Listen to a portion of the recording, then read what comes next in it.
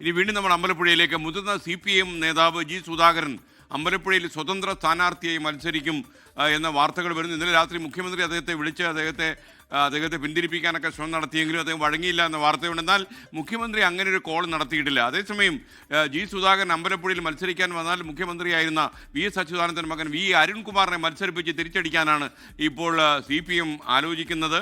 എന്തായാലും ഇന്ന് രാവിലെ 11 മണിക്ക് ജി സുധാകരൻ അദ്ദേഹത്തിൻ്റെ വീട്ടിൽ വാർത്താ സമ്മേളനം വിളിച്ചിട്ടുണ്ട്. ഇതുണ്ടാക്കുന്ന രാഷ്ട്രീയ പ്രത്യാഘാതങ്ങളെക്കുറിച്ച് നമ്മോട് സംസാരിക്കാൻ ശ്രീജിത്ത് തിരുവനന്തപുരത്ത് നിന്ന് ചേരുന്നു. Sreejith, good morning. ശരിക്കും ജി സുധാകരൻ പൊട്ടിക്കാൻ പോകുന്ന ബോംബ് കഴമ്പുള്ളതായിരിക്കുമോ? മാത്രമല്ല, ഈ തെരഞ്ഞെടുപ്പ് പടിവാതിൽ വന്നു നിൽക്കുന്ന സമയത്ത് CPM-ലെ ഇത്രയും തലമുതിർന്നൊരു നേതാവ് വിരുദ്ധമായ അഭിപ്രായങ്ങളുമായി രംഗത്തെത്തിയാൽ അതൊരു തലവേദന തന്നെയാകും പാർട്ടിക്ക്. വിവരങ്ങൾ. Good morning. ഇന്ന് CPM-ൽ ഉള്ള നേതാക്കളിൽ പിണറായി വിജയനും കഴിഞ്ഞാൽ ഏറ്റവും സീനിയറായ നേതാക്കളിൽ ഒരാളാണ് ജി സുധാകരൻ.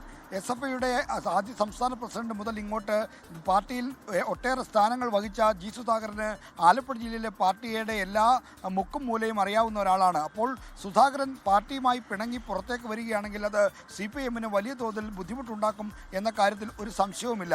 മാത്രമല്ല, അമ്പലപ്പുഴയിൽ അദ്ദേഹം സ്വതന്ത്ര സ്ഥാനാർത്ഥിയായി ഇറങ്ങിയാൽ അവിടെ പാർട്ടിയുടെ സാധ്യതകളെ സാരമായി ബാധിക്കുകയും ചെയ്യും. അതായത് പാർട്ടി സ്ഥാനാർത്ഥിക്ക് വിജയ സാധ്യത പോലും ഇല്ലാതാകാനുള്ള എല്ലാ സാധ്യതകളുമുണ്ട്. കാരണം അത്രയ്ക്ക് കണ്ട് അമ്പലപ്പുഴയുമായിട്ടും അവിടുത്തെ പ്രവർത്തകരുമായിട്ടും ജനങ്ങളുമായിട്ടൊക്കെ അടുപ്പമുള്ള നേതാവാണ് സുധാകരൻ. അഴിമതി വിരുദ്ധ പ്രതിച്ഛായയും ഒപ്പം തന്നെ നല്ല ഭരണാധിപൻ എന്നുള്ള പേരുമൊക്കെയുള്ള സുധാകരൻ പുറത്തേക്ക് ഇറങ്ങുമ്പോൾ അത് CPM-ന് വലിയ തലവേദനയാണ് എന്ന കാര്യത്തിൽ ഒരു തർക്കവുമില്ല.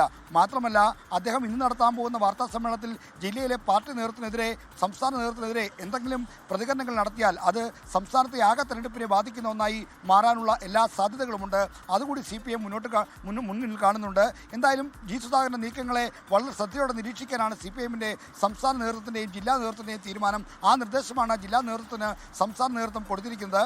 നാളെ CPM-ന്റെ സംസ്ഥാന സെക്രട്ടറി യോഗം തിരുവനന്തപുരത്ത് ചേരുന്നുണ്ട്. ഈ യോഗത്തിൽ സുധാകരൻ ഒരു വിരുദ്ധ നിലപാട് സ്വീകരിച്ചാൽ എന്താണ് അദ്ദേഹത്തെ നേരിടാൻ എടുക്കേണ്ട കാര്യങ്ങൾ എന്ന തീരുമാനങ്ങൾ നാളെ ഉണ്ടാകും. എന്തായാലും സുധാകരൻ്റെ പുറത്തേക്കിറക്കം CPM-ന് വലിയ തോതിലുള്ള ആശങ്ക ഉണ്ടാക്കുന്നുണ്ട്, വലിയ തലവേദന ഉണ്ടാക്കുന്നുണ്ട് എന്ന കാര്യത്തിൽ ഒരു തർക്കവുമില്ല.